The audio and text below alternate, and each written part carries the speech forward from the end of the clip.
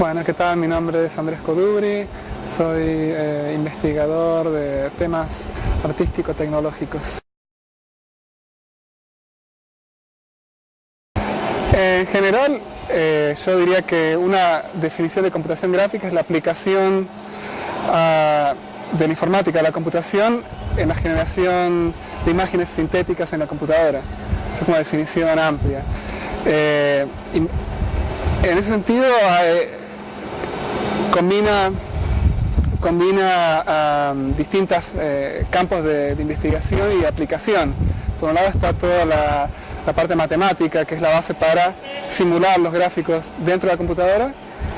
Hay elementos que tienen que ver con la interacción, cómo uno interactúa con entornos sintéticos.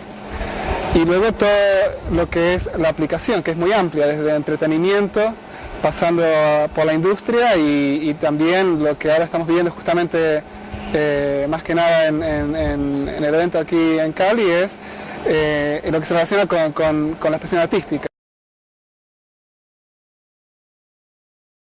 Bien, la evolución de la computación gráfica creo que uno la podría ubicar más o menos en el tiempo, en los 70, digamos, que ahí cuando fue el comienzo de la investigación en cuanto a cómo generar o cómo simular la apariencia de objetos tridimensionales en la computadora. Y en ese momento era toda investigación académica, básicamente a nivel de desarrollo de algoritmos, desarrollo de distintas técnicas, que ya en un tiempo muy breve, o sea, uno si piensa la primera animación 3D, lo que uno llamaría animación 3D, como se entiende ahora, fue en el 72-73. Y a partir de ahí ya empezó a evolucionar muy rápidamente. Si uno piensa un poco, bueno, esta película famosa de Disney, Tron, ¿no? Donde ya se combina actores reales con escenas generadas, digamos, por computadora. Eso ya es del 82-83 y yo creo que, bueno, ahora ya lo tomamos como algo normal. O sea, si uno ve efectos, digamos, generados por computadora en una película, digamos, ya uno no se impresiona, pero si uno dice, bueno, entre el 89 y el 90 ya era, ahí el nivel de realismo era tan elevado que ya uno, si piensa, no sé, la primera Jurassic Park, con los dinosaurios, que uno, yo me acuerdo cuando fui a ver, que era, para mí ese momento ya era como real, ¿no? Es decir que, yo creo que lo que ha habido en ese momento ha sido más refinamiento, o sea, como que el objetivo de alcanzar algo que es realista, que es casi indistinguible, se alcanzó, digamos, relativamente rápido. Si uno piensa el campo empezó en los 70, ya para fines de los 80, 90 ya había un nivel de realismo muy grande. Obviamente que, bueno, siguió refinándose hasta llegar ahora donde, bueno, es muy sofisticado, pero creo que ya desde esos inicios en los 70 la evolución fue bastante rápida, ¿no? Y sobre todo motivada por la industria del entretenimiento, las películas. Bueno, los videojuegos también han jugado un papel importante en lo que es computación gráfica, así que creo que es interesante ver estos distintos. Y yo creo que ahí hay una gran variedad, porque como te decía, las aplicaciones van desde la industria, o sea, ahí lo que hace es el perfil más del ingeniero, ¿no? Trabajando en sistemas de simulación para modelar, por ejemplo, cómo diseñar un cierto modelo 3D de algún objeto que se necesita para una máquina, por ejemplo, o bueno, un auto. De hecho, unas primeras motivaciones realmente a nivel de aplicación del desarrollo de computación gráfica era modelar, hacer el diseño de un auto. Entonces, como es algo muy complejo hacerlo con un material como hacerlo en la realidad, la idea era, bueno, cómo modelar esas superficies curvas con las que uno, digamos, modela el aspecto del auto, bueno, cómo se podía hacer con la computadora, ¿no? Para simplificar todo el proceso de diseño. O sea que ahí el perfil es más del ingeniero. Bueno, si uno después piensa la aplicación de lo que es el entretenimiento, las películas, el videojuego, creo que ahí ya pasa a ser más el típico perfil del creativo, ¿no? De que bueno, lo que sería como Pablo aquí, ¿no? De la animación 3D, luego lo que es más contenido, lo que es diseño, ¿no? Bueno, publicidad, en publicidad se usa mucho animación 3D en la actualidad, o sea que todo ese perfil de, digamos, de creativo que trabaja con la imagen visual, creo que es un perfil también de personas que utilizan computación gráfica como técnica, como medio de creación, ¿no?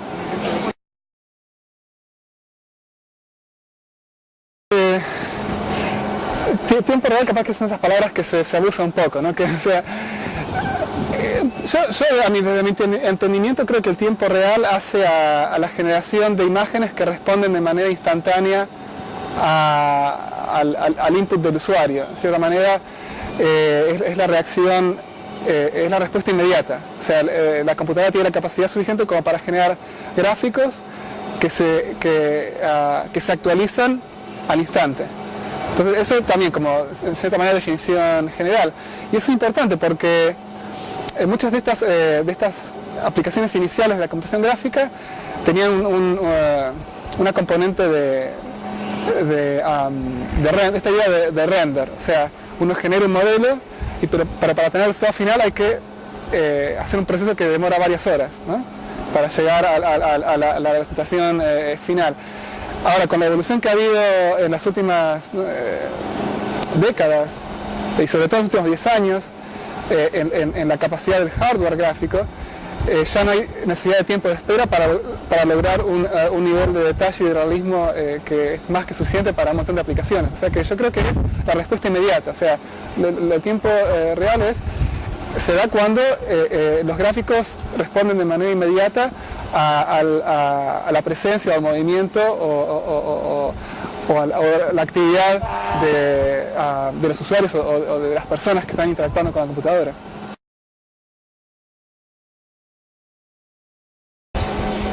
Demoscene creo que es una subcultura dentro del área en general de computación gráfica.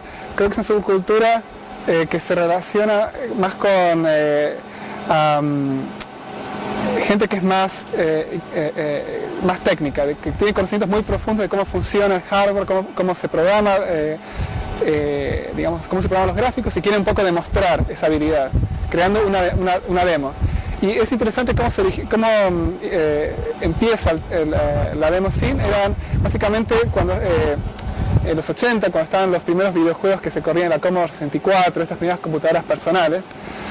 Y bueno, la idea era craquear esos juegos, ¿no? Hacer versiones que se podían distribuir gratuitamente. Entonces, estos hackers lo que hacían era, bueno, craqueaban estos juegos para poder distribuirlos y querían dejar alguna marca de que ese era el juego que ellos habían craqueado. Entonces empezaban a modificar el software para que cuando empezara este juego craqueado apareciera una intro que ellos creaban. O sea, como agregar una secuencia de introducción que ellos hacían y que metían en el juego craqueado. Entonces eso empezó a evolucionar más y más y más hasta que, bueno, ya tomó como una forma propia. O sea, la idea era hacer una demo, aparte que la idea era que fuera lo más... O sea, un poco era demostrar la capacidad técnica de cuánto esta gente sabía de programación de gráficos, y también había la cuestión de que tenía que ser pequeño. O sea, era algo que fuera espectacular, y también en cuanto al tamaño de la aplicación de ejecutable tenía que ser pequeñito para demostrar, bueno, que uno realmente era como un ace, ¿no? O sea, era un poco eso, ¿no? Y había muchos grupos, ¿no? de Demoscene, que, bueno, incluso competencias, y bueno, y muchos de los integrantes de estos grupos ahora fundaron empresas de computación gráfica. O sea, como que tuvieron un impacto grande en la industria, porque a partir de ese comienzo más como de hacker, de cosas tipo más como subcultura, eso tuvo un impacto en la industria, porque bueno, continuaron, digamos, pasando ya a un nivel más tal vez de creación comercial o de aplicaciones que, bueno, que salen de ese pequeño mundo, ¿no? Pero es interesante, digamos, el fenómeno de la Demoscene.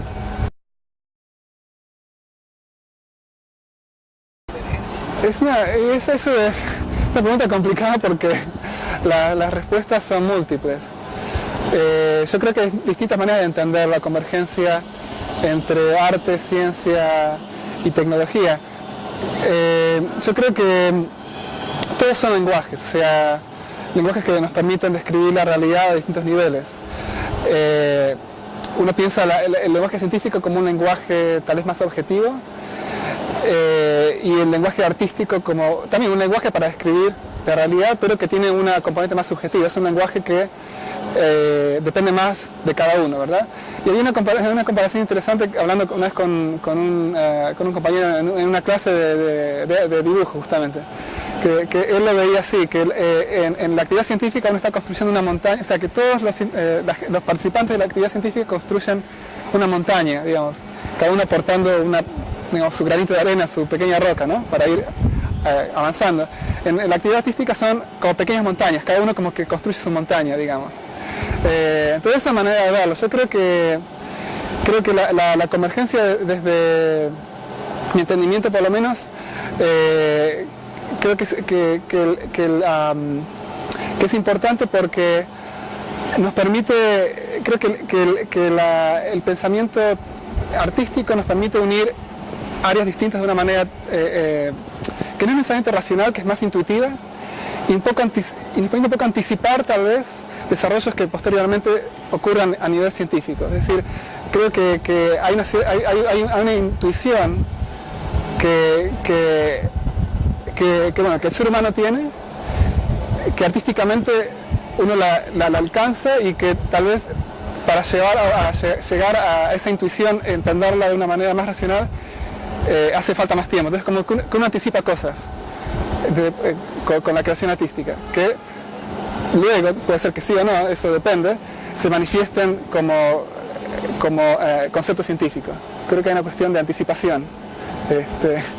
Creo que entonces es importante que vayan de la mano a las actividades porque en cierta manera esa anticipación artística puede, digamos, ayudar a la actividad de creación científica. Pero es complejo, supongo que si le preguntas a otra persona te lo puede enfocar desde otro ángulo. Yo creo que es una pregunta que no tiene una respuesta única. Sí, no, me ha encantado, la verdad que acá el campus, bueno, acá estamos en una posición ideal para ver el campus de la Universidad Autónoma, es increíble, ya el contexto es muy bonito.